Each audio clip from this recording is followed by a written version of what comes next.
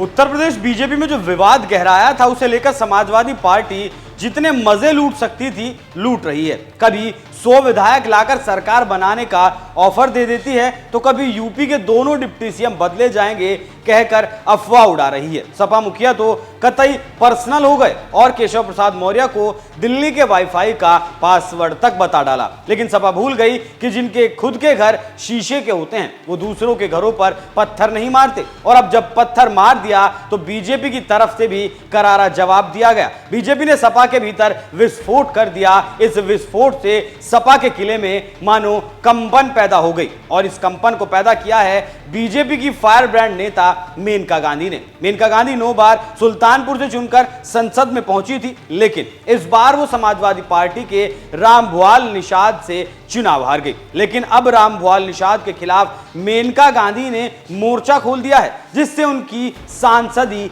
खतरे में पड़ गई। मेनका ने इलाहाबाद हाईकोर्ट में रामभुआल के खिलाफ याचिका दर्ज कर दी, जिस पर 30 जुलाई को सुनवाई होने वाली है। अपनी अर्जी में मेनका गांधी ने आरोप लगाया रामभुआल निषाद पर 12 आपराधिक मामले हैं, लेकिन लोकसभा चुनाव 2024 का पर्चा दाखिल करते वक्त उन्होंने हलफनामा में सिर्फ 8 आपराधिक मामले होने की बात कही। सपा सांसद रामभुआल निषाद ने हलफनामा में ये जानकारी भी नहीं दी कि इन आपराधिक मामलों में से 4 में उनके ऊपर चार्जशीट भी दाखिल हो चुकी है। रामभुआल निषाद ने जो 4 आपराधिक मामले छिपाए वो गोरखपुर और बढ़लगंज थानों में दर्ज हैं।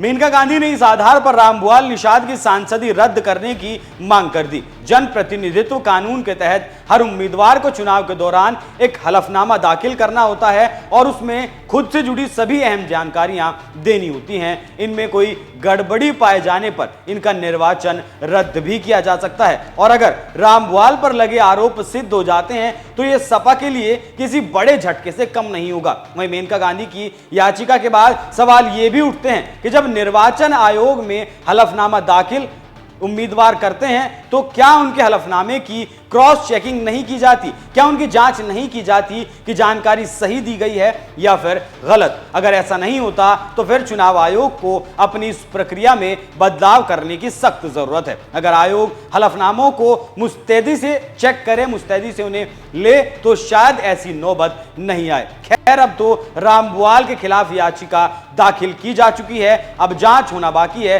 कोर्ट फैसला करेगा कि सांसदी जाती है या नहीं। वैसे अगर बात मेनका गांधी की करें तो मेनका गांधी लगातार सुल्तानपुर से जीतकर संसद में पहुंचती रही हैं, लेकिन 2024 के चुनाव में मेनका गांधी 41,174 वोटों से चुनाव हार गई। और अगर कोर्ट के द्वारा रामभुआल निषाद की सांसदी रद्द की जाती है तो फिर मेनका गांधी के पास 10वीं बार संसद में पहुंचने का मौका हो सकता है। और अगर ऐसा होता है तो फिर मेनका को जीत दिलाने के लिए प्रधानमंत्री मोदी भी जी जान लगा देंगे, क्योंकि मेनका गांधी बीजेपी की फायर ब्रांड नेता हैं, साथ ही निडर और बेबाकी से वो अपनी बात को रखती हैं। ये बीजेपी के लिए अच्छी खबर हो सकती है अगर रामभुआल निषाद की सांसदी जाती है। वैसे आपको क्या लगता है, क्या मेनका गांधी को संसद में होना चाहिए या नहीं? अपनी राय हमें कमेंट कर जरूर बताएं। नमस्कार।